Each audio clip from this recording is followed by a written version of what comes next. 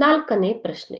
ಕಡಲ ಕೊರೆತವನ್ನು ನಿಯಂತ್ರಿಸಲು ಬೆಳೆಯುವ ಅರಣ್ಯದ ವಿಧ. ಸೆಪ್ಟೆಂಬರ್ 2021ರಲ್ಲಿ ಕೇಳಿರುವಂತಹ ಪ್ರಶ್ನೆ ಇದು. ಕಡಲ ಕೊರೆತ ಅಂತಂದ್ರೆ ಏನು? ಸಮುದ್ರದ ನೀರು ಅಲೆಗಳಿಗೆ ಅಪ್ಪಳಿಸಿ ಭೂಮಿಯನ್ನ ಕಬಳಿಸೋದು, ಅದನ್ನ ಕಡಲ ಕೊರೆತ ಅಂತ ಹೇಳ್ತೀವಿ. ಸೊ ಇದನ್ನ ನಿಯಂತ್ರಿಸುವುದು ಹೇಗೆ? ಆಪ್ಷನ್ಸ್ ನೋಡೋಣ. ಆಪ್ಷನ್ ಎ, ಮಾನ್ಸೂನ್ ಮಾದರಿ ಅರಣ್ಯ ಬೆಳೆಸುವುದು. ಆಪ್ಷನ್ ಬಿ, ನಿತ್ಯ ಹರಿದ್ವರ್ಣದ ಅರಣ್ಯ ಬೆಳೆಸುವುದು. ಆಪ್ಷನ್ ಸಿ, ಹಿಮಾಲಯದ ಅಲ್ಪೈನ್ ಅರಣ್ಯ ಬೆಳೆಸುವುದು. ಆಪ್ಷನ್ ಡಿ, ಮ್ಯಾಂಗ್ರೂವ್ ಅರಣ್ಯಗಳನ್ನು ಬೆಳೆಸುವುದು. ಸೊ ಸರಿಯಾದ ಉತ್ತರ ಬಂದ್ಬಿಟ್ಟು ನೀವು ಸಮುದ್ರದ ತೀರದಲ್ಲಿ ನೀವು ನೋಡಿರ್ಬೋದು ಯಾವ ರೀತಿಯ ಹಿನ್ನೀರಿನಲ್ಲಿ ಯಾವ ರೀತಿಯ ಅರಣ್ಯಗಳನ್ನ ಬೆಳೀತಾರೆ ಅಂತ.